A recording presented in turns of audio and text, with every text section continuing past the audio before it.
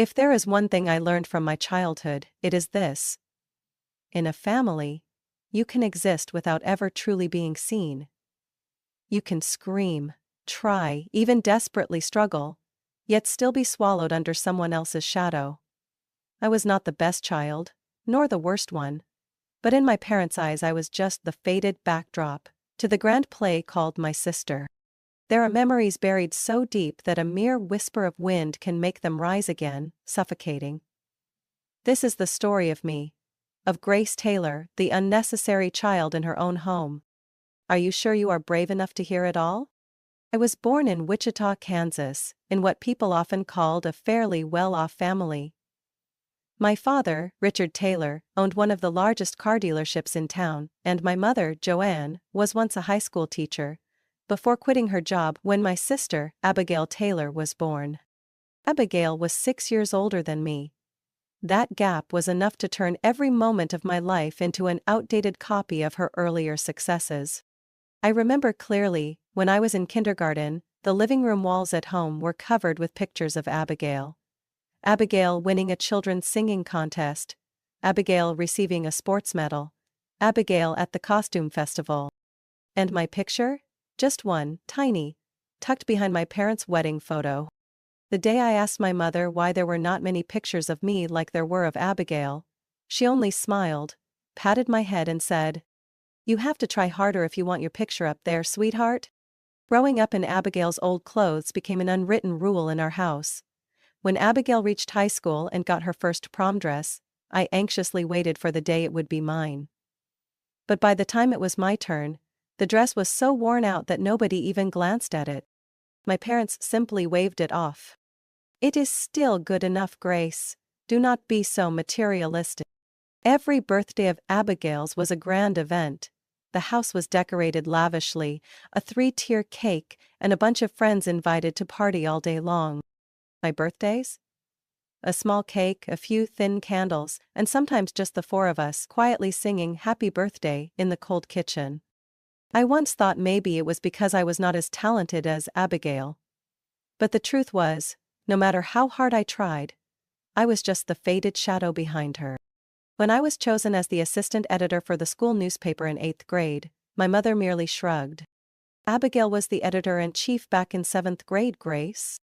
When I won 2nd place in a statewide art contest, my father scoffed. "Your sister won 1st place in a singing competition at your age." It reached the point where I started to wonder, was I born just to be Abigail's background? I remember once when I was 13, I mustered all my courage to tell my mother that I wanted to learn to play the guitar. I can still feel the excitement swelling in my chest, like I had finally found something that belonged only to me. But my mother only shook her head. "Your sister already learned the piano, why waste time learning the guitar?" I clenched my fists, unable to speak. Every choice, every hobby of mine was measured against Abigail's standards. And it was always lacking, never enough, never worth noticing. Even during family meals, the conversation always revolved around Abigail. She just made the cheerleading team. She was about to enter the state debate competition. She got nominated for an honors scholarship. I sat there, dragging my fork across the cold food, quietly swallowing my own small dreams. My few friends would sometimes joke, "Grace, are you like the family's version B?" I laughed along, but inside, every laugh was a deeper cut into my self-worth. When I was 15, Abigail received a full scholarship to the University of California at Berkeley. My family threw a big backyard party, inviting the whole neighborhood to celebrate. That night, amid the music, laughter, and sparkling lights, I quietly climbed onto the roof and curled up, looking down at the party. I saw my parents hugging Abigail, their eyes glowing with pride. I hugged my knees tighter and whispered to myself, "Make movement, day, Grace, you will light up your own world." But that day was still far, far away. Ahead of me were long years of silently carrying the background role my family had assigned me.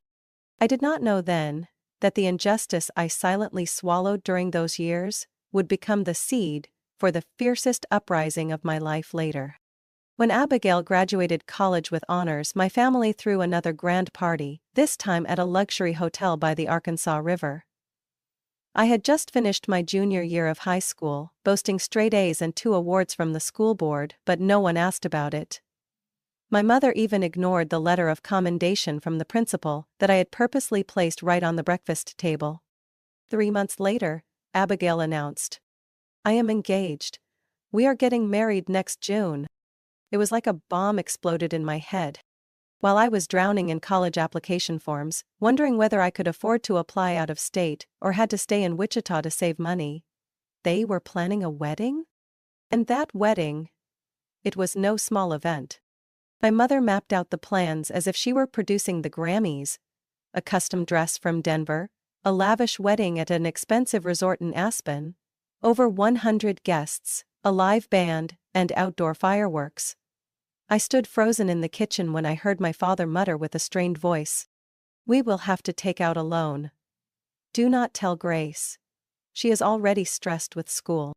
I heard it all. Every word. Every syllable, and I understood.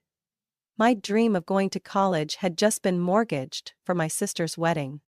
I said nothing for the following months. I buried myself in studies, applied to 5 dream schools and 3 safeties, just like my mother suggested. I also picked up a weekend job at a local bakery. I worked and studied without complaint. I was waiting for a chance to be seen. The night I received my acceptance letter from the University of Washington, I jumped with joy. But the icy atmosphere in the living room when I brought the letter to them made me stop cold. My mother was picking wedding invitations, my father was hunched over a loan application. I held up the letter in front of them. "I got in, University of Washington, accepted me." My mother looked up for a brief second, nodded slightly. "That is good, but Grace, tuition there must be expensive, right?" I clutched the letter tighter. "You mean, we cannot afford it?" My father did not even lift his head, only shook it lightly. "We can help a little, but you will have to find scholarships or take out student loans." My mother quickly added, "With the wedding expenses and Abigail's upcoming plans, things are a bit tight, you understand, right?" I scoffed. It was not a laugh, it was a crack. "I understand. I understand perfectly." That night, I went online searching for scholarships, signed up for more hours at the bakery, and I started thinking about leaving my family for good. Abigail's wedding was like a dream, at least in everyone's eyes. A dazzling wedding dress, a bridesmaid lineup like something out of a movie, and me, standing at the end of the line, holding a drooping bouquet and forcing a strained smile. After the honeymoon, Abigail returned with more news. "We want to have a baby right away, and if all goes well, maybe even twins." My mother nearly exploded with happiness. "Oh my God, 2 little angels. You are planning to stay home to raise them, right, Abby?" Abigail nodded. "Jack earns enough, I want to focus on being a full-time mom." 1 month later, I happened to overhear a conversation in the dining room. "I think we should help them buy a house. Their apartment is way too small." "I agree. If we co-sign a mortgage with them, the bank will approve it more easily." I stepped into the middle of their conversation feeling like someone had thrown a bucket of ice water in my face. "You are talking about helping Abigail buy a house?" Both of them turned toward me, a mix of surprise and slight embarrassment on their faces. "Where are you eavesdropping?" my mother asked. "I was just walking by, but if that is true, then let me ask, where is my tuition money? I still do not know how I am going to pay for my first semester." My father leaned on the table with both hands. "You can pick up more hours at the bakery, right? Or maybe go to school part-time to save money." I could no longer keep my composure. "You are willing to take out loans for Abigail's dream wedding, help her buy a house, but I have to struggle with extra jobs, scholarships, and debt?" My mother narrowed her eyes. "Grace, do not be selfish. Abby is about to become a mother, she needs stability. You are just starting your life." I let out a broken laugh. Exactly because I am just starting that I need support, but clearly I have never been this family's priority. Ugh. I walked away before I could say anything else. my heart heavy and my hands trembling with anger. The next week, I was awarded a small scholarship and found a cheap dorm near campus. I made arrangements to leave without needing to beg for anything. But deep down, a slow, expanding crack had begun, and I knew it would eventually break wide open. I moved to Seattle that fall. A gray and cold city, but, to me, everything felt warmed by hope. I was a freshman at the University of Washington, living in a small dorm room and working part-time at a cafe near campus. My schedule was packed, my shifts rotated nonstop, but at least I thought I was living my own life. 2 months after moving, I got a call from my mother. "Grace, are you free this weekend?" I had not even answered yet when she continued. "Abigail needs a little help. She and Jack have a doctor's appointment. They do not want to take the kids. We thought you could watch them for a few hours." I hesitated. "Mom, I have a major presentation on Monday, and I am working extra hours this weekend." My mother cut me off with that familiar tone, sweet first, sharp later. "Come on, Grace, your sister is pregnant again, you would not refuse your family, right? Family helps each other in times like these." 3 hours later, I was on an overnight bus back to Wichita. 16 hours traveling, just to play temporary babysitter. But temporary was just their first trick. After that, every holiday, every rare free weekend, I received the same kinds of calls. "Grace, your sister needs your help. Abigail is exhausted, the kids are too much. Jack had to go on a business trip. Abby is overwhelmed." Every time. Never once asking if I was okay, if I had exams, or if I had work. They did not care. To them, I was the good little sister willing to help. Or more accurately, the free nanny. Once I made it clear. "Mom, I am getting ready for finals, I cannot come." There was a pause. Then a long sigh. Heavy, like I had just betrayed the family. "So, you are abandoning your family, Grace? Your sister just gave birth. She is practically on the verge of postpartum depression. If you do not help, who will? Do you want to see the baby suffer because their mother is too exhausted?" I gritted my teeth. "What about Jack? Where is my brother-in-law?" My mother scoffed. "Davidson's is a man, dear. What would he know about taking care of babies?"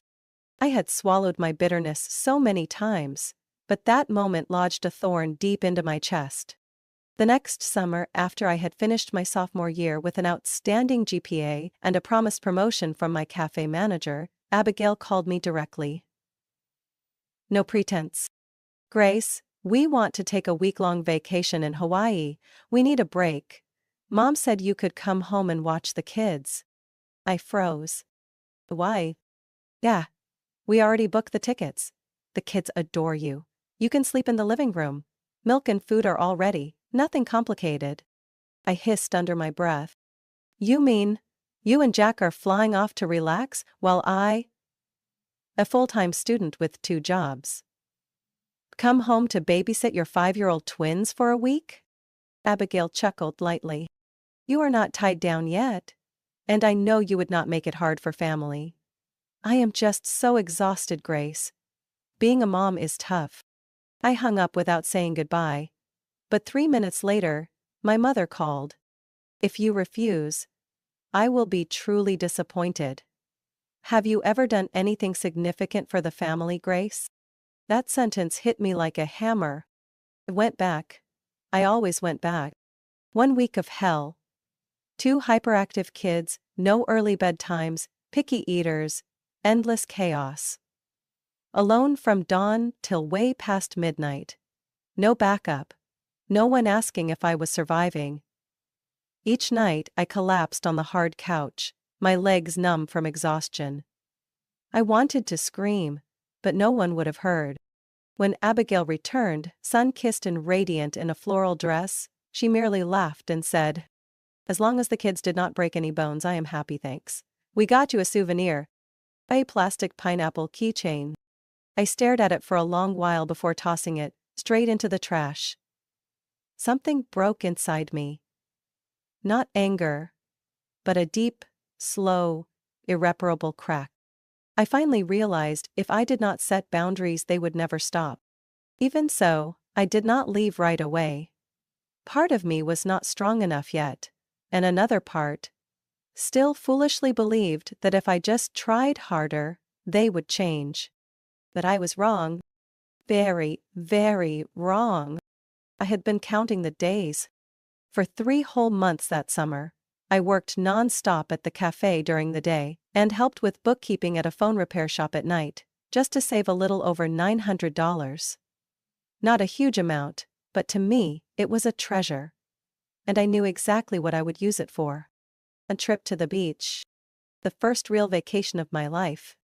Not to study, not to work, not to babysit. Just to lie on the sand, listen to the waves, and remember who I was. Without playing the role of the responsible daughter. I booked a room at a small inn in Long Beach, Washington, a single room, wooden walls, no fancy amenities, but just a few steps from the beach.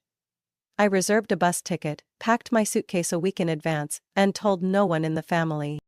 It was not that I was hiding it, I just did not want to hear my mother ask, "Is Abigail coming too?" Or my father warn, "Be careful not to waste money."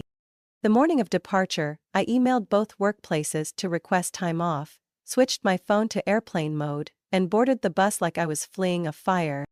My heart was pounding, not from nerves, but from something unfamiliar. Freedom. When I arrived, I let out a deep breath. No calls. No one bothering me. I dropped my suitcase, threw open the window, inhaled the salty breeze, and laughed like a kid who had just skipped school successfully. That night, I ate fresh grilled clams at a tiny seafood shack, ordered my first cocktail ever, and let the sea breeze wash away all my worries. I thought maybe, just maybe, the universe was finally letting me breathe. But then, it happened. On the second morning, as I was getting ready to head down to the beach, I heard a loud call outside my door. But bright.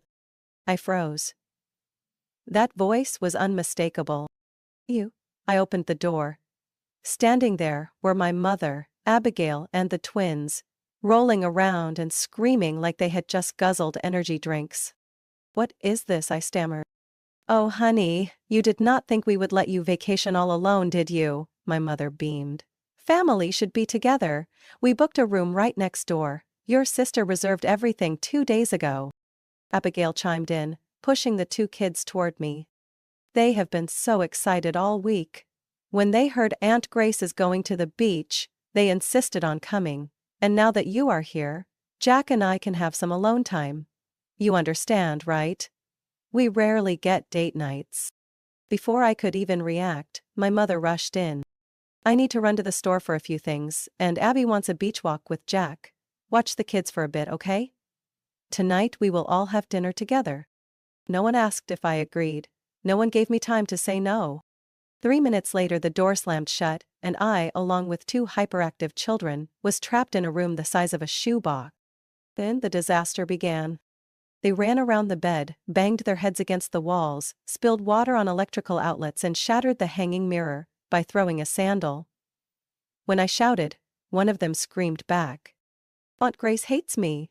I want to go home to Mommy." I nearly lost my mind. I had not come here to babysit. I came to heal, to breathe, to live. Instead, I was scrubbing pee off the mattress while the other kid played with my phone. That night, I did not get to eat out. My mother texted, "Just have dinner with the kids. Your father and I are eating out with Abby and Jack." I stared at the cold pizza on the table, then at the 2 boys hitting each other with the TV remote, and realized this was not a vacation. This was hell, wrapped in the disguise of a beach trip. On the 3rd day, the kids clogged the toilet playing with the shower head. I had to pay nearly $200 to hire a plumber and cover the damages.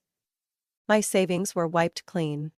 That night, Abigail returned to my room, suntanned and lazy, complaining, "I am so exhausted, Grace. Did the kids fall asleep early?" I looked up, locking eyes with her. "Exhausted? You spent all day drinking wine on the beach. Meanwhile, I cleaned poop, stopped your kids from falling off the balcony, and paid for the damage you caused." Abigail frowned. Why are you so grumpy? I thought you enjoyed spending time with them. I needed a break too. I did not smile. I did not argue. I stood up, packed my clothes into my suitcase, and grabbed the return bus ticket I had bought as a backup, because deep down, I knew my family would never leave me alone. My mother knocked as I zipped my bag. "What are you doing, Grace?" "Leaving," I said firmly. "You are abandoning us here? How could you be so selfish?" I looked her straight in the eyes, without flinching. "I am not being selfish, I am finally living, and you cannot stop me." Then I pulled my suitcase behind me, leaving behind the shouting, the guilt-jerking, and the 2 kids screaming my name. Without looking back. I did not know what was waiting for me at home. But I knew one thing. I would never let anyone ruin another vacation of mine again. Not even family. I returned to Seattle like a walking corpse. Body drained, wallet empty, and mind a tangled mess. The vacation I had waited nearly a year for turned into a storm of responsibilities and exploitation. But those days were also the final blow. The one that made me wake up. I could not go on like this. I would not. That night, I returned to my dorm, turned on my laptop and started looking for an apartment. Anywhere. As long as it was outside my parents' control. I could not let them continue using tuition as a noose, while every penny they spent went toward Abigail's houses and vacations. 2 days later, I called my mother. "I am moving out," I said flatly, no hesitation. There was a long silence. Then she let out a mocking laugh. "You are kidding, right? With your finances, how are you going to survive, Grace?" "I will work more hours." "Find a roommate. There are plenty of ways to live without begging family for scraps." Her voice turned cold instantly. "If you leave without permission, do not expect a single penny for your next tuition bill. Your father and I are not sponsoring your arrogance." I paused, breathing slowly. "Fine then, I will manage on my own." "You are destroying everything this family built, Grace." "No, I am escaping the mess this family trapped me in since I was 5 years old." I hung up. My hand was still trembling, but inside, everything felt crystal clear. 3 days later, I moved into a basement apartment in Rainier Valley. Cheap, damp, low ceilings. A lingering musty smell, but at least it was mine. No one else had the keys. I shared the place with a girl named Vanessa, an architecture major, tough, straightforward, and incredibly good at ignoring unpleasant calls from her own family. Vanessa was the first person who made me realize you could live without apologizing for existing. I worked 3 jobs, mornings at the cafe, afternoons assisting at a library, evenings doing data entry for a small law firm. Every night my body ached like I had been hit by a truck. But I held my head high, because every dollar I spent was my own. Sometimes, I fell asleep over my textbook. Some nights, I cried over instant noodles out of sheer exhaustion and hunger. But no one scolded me for not changing diapers. No one ordered me to buy baby formula at 2 in the morning. No one called me selfish for daring to live my own life. My mother kept calling, of course, but I stopped answering. My inbox filled with blame. "You have truly embarrassed your parents. Abby cried all night because you abandoned her. Your sister needs you. How can you be so heartless?" I did not respond. I owed no explanations for choosing my freedom. Years later, my father left a long voicemail. "If you do not apologize, Grace, do not expect to be welcomed at any family event. You are no longer part of this family." I listened to it all, without shedding a single tear. I remembered all the times I stood washing dishes at Abigail's birthday parties, while Dad sat next to her, kissed her forehead, and said, "I am proud you are my daughter." He never said that to me, not even once.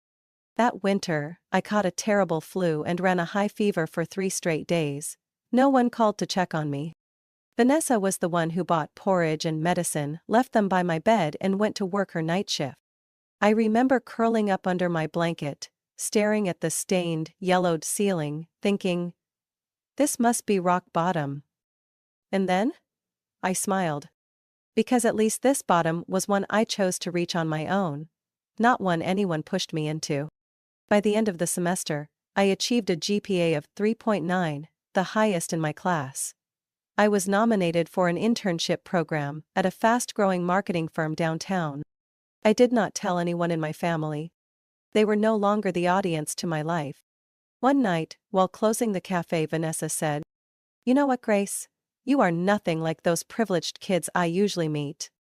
Yeah, that is because I was never one of the privileged ones. Immediately, we both burst out laughing. For the first time in months, my laughter tasted sweet. Not forced, not bitter, not broken. I knew hard times still lay ahead. But from now on, every step would be mine. Not the second child, not Abigail's little sister. Just Grace, complete, whole, and free. I walked out of the university gates on a bright June morning, holding my honors diploma, wearing a rented graduation gown, and feeling a strange emptiness inside. There were no parents, no flowers, no hugs. The rows of seats reserved for family remained eerily empty. I stood there, watching other graduates, wrapped in embraces, flashes of cameras, rounds of applause, and me, just me and the wind. Strangely, I felt light. I did not need people who clapped when I succeeded but stayed silent when I fell. I did not need fake appearances just to save face. I had gotten used to living alone, and this time I did not feel lonely. I felt free. 3 weeks later, I received an official job offer from the marketing firm where I interned. Mason & Rowe Communications, one of the fastest-growing PR agencies in Seattle. Position: Campaign Management Assistant. Starting salary: not astronomical but enough for me to begin a new chapter. My chapter. I moved out of the damp basement apartment, hugging Vanessa tightly goodbye. She cried. That I did not. But my throat burned. "You are going to crush it, Grace, and if anyone gives you trouble, call me. I will show up with a baseball bat." I smiled. "I will not need it. From now on, I will protect myself." My new apartment was on the 5th floor of a small building in Capitol Hill. 1 bedroom, a tiny kitchen, a living room just big enough for a sofa. But the balcony looked out over the bustling street below, and every evening, I could sit there drinking tea, reading books, listening to music, without being startled by crying children or my mother calling to demand chores. Every morning, I woke up with sunlight warming my face. Not to someone banging on my door yelling, "Go watch the kids." I chose my own meals, wore clothes I picked myself, went to work on my own 2 feet, with no one asking, "Have you called home yet?" Every night, as I lay in bed, I knew that the day I had just lived was mine. Mine alone. Work at Mason & Rowe was not easy.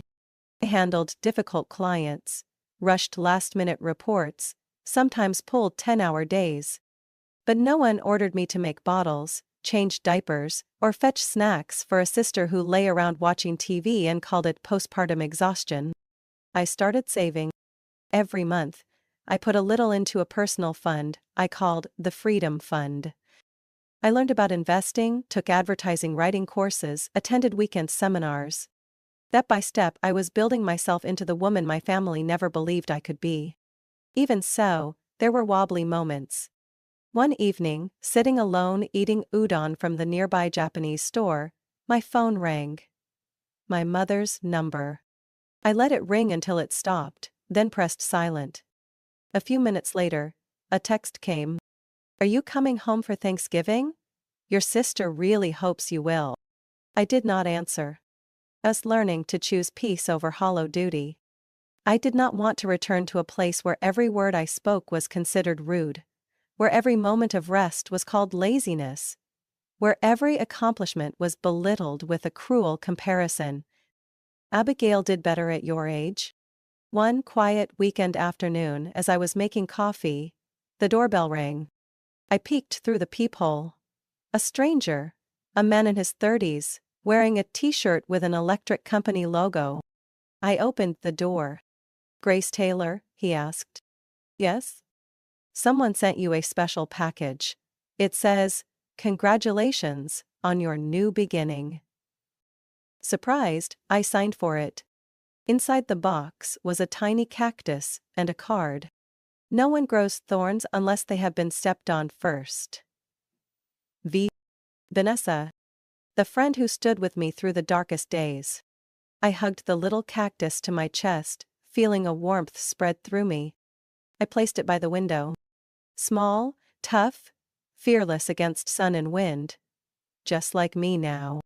At night, I switched on the yellow light, sat on the balcony, propped my feet up on the railing, and sipped my first glass of red wine since moving out. The city below still buzzed with noise, but inside me, there was a solid, unshakable calm. No more accusation. No more unreasonable demands. No more being told to sacrifice for people who never asked what I wanted. Just grace. And a life that had finally, truly, begun. I turned 25 on a freezing Saturday, but my heart was warmer than ever. No big party, no fireworks. Just me and a few close colleagues laughing over drinks at a small bar in Fremont, as if for once, the world was perfectly fine. I thought everything would pass peacefully. But that was before I opened the envelope my mother handed me.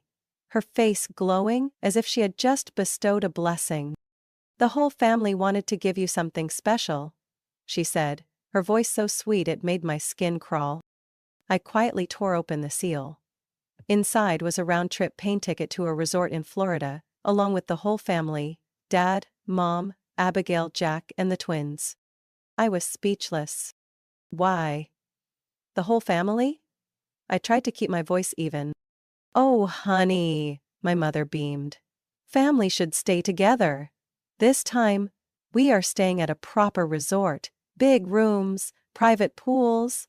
We booked everything already. You will share a room with the kids. They are so excited to go with Aunt Grace." Abigail chimed in, patting my shoulder.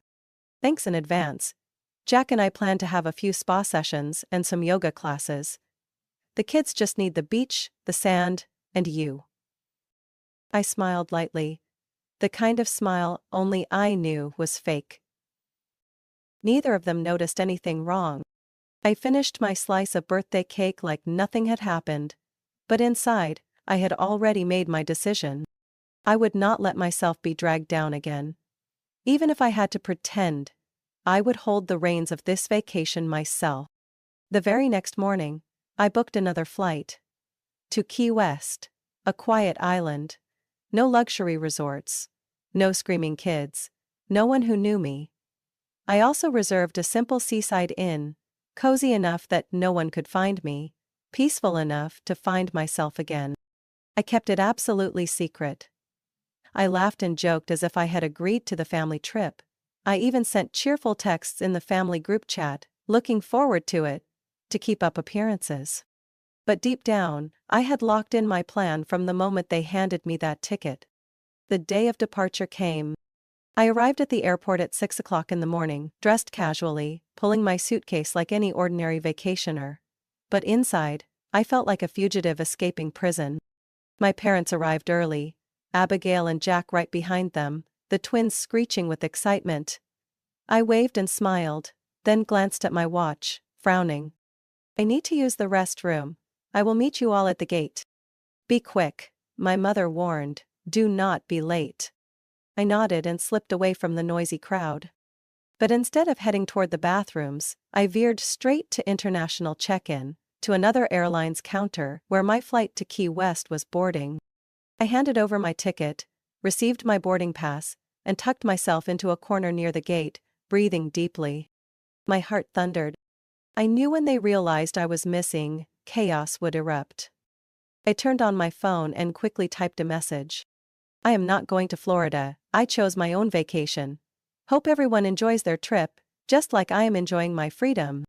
I pressed send. Then immediately turned off my phone. I boarded the plane. No tears, no hesitation. As the seat tilted back, I rested my head against the window. The blue sky stretching out like an escape hatch I had waited my whole life for. When I landed, I turned my phone back on. It exploded with notifications. Over 40 missed calls from Mom, several dagger-sharp texts from Dad.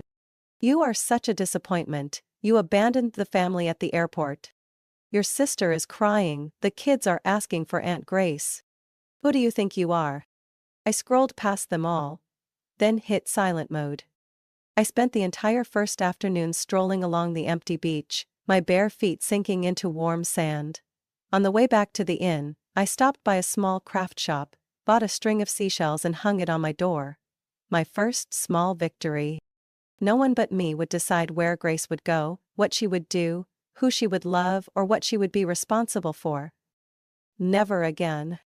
That night, lying on a simple bed, listening to the gentle crash of waves against the shore, I burst out laughing.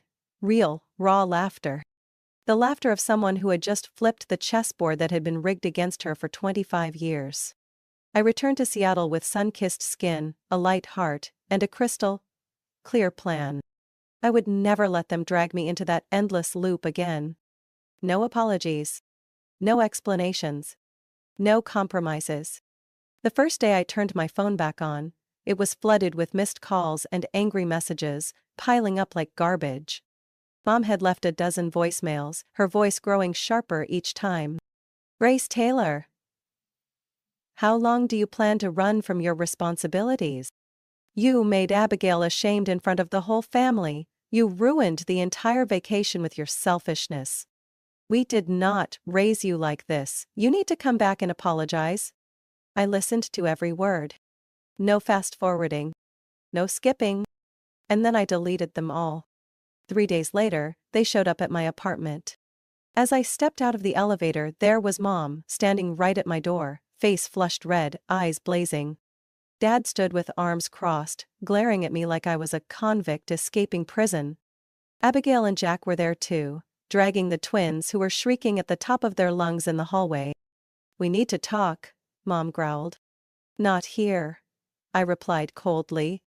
Do not act so arrogant, Grace, my father hissed. You have disgraced this family. I unlocked the door, slipped inside, leaving it half open. They stormed in like wolves scenting blood. Abigail immediately launched into accusations. You abandoned the family at the airport. The kids cried for days. Do you even know how many times they asked, "Where is Aunt Grace?" Jack chimed in.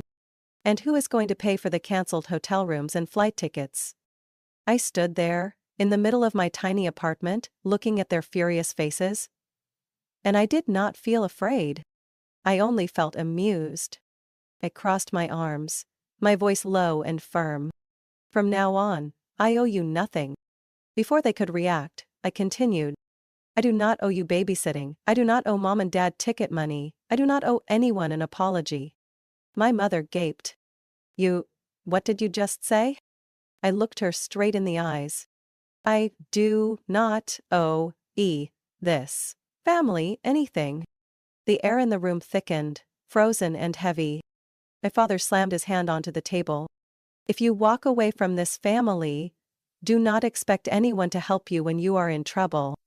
I nodded. I would rather save myself than beg at the feet of people who have always treated me like I am nothing. My mother cried.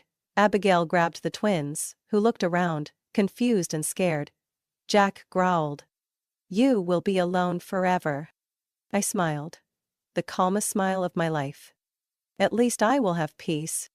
I opened the door and pointed outside. Leave, and do not come back unless you can respect my life. They shouted a few more things, but I did not hear. I slammed the door shut, locked it with all 3 bolts, and slid down to sit on the floor, my back against the door, listening to their footsteps fade away down the hall. A sweet, thick silence wrapped around me. That night, I opened my laptop, went online, and started searching for a new apartment. I knew, if I stayed here, they would never leave me alone. 1 week later, I moved to Ballard, a quieter area, far from downtown. The apartment was smaller, the rent was higher, but in exchange, no one knew my new address.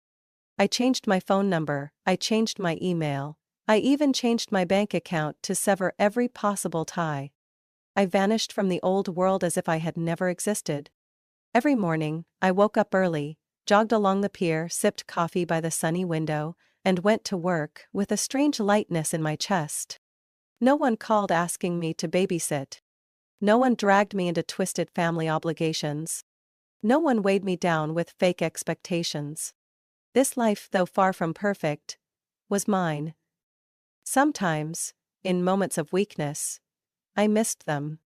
But every time I reread the old hateful messages I had saved as reminders, I knew I had made the right choice. I chose freedom. I chose myself. One evening, as I was folding laundry in the living room, I caught a glimpse of a young woman in the mirror, her eyes shining with confidence and peace. I smiled at her.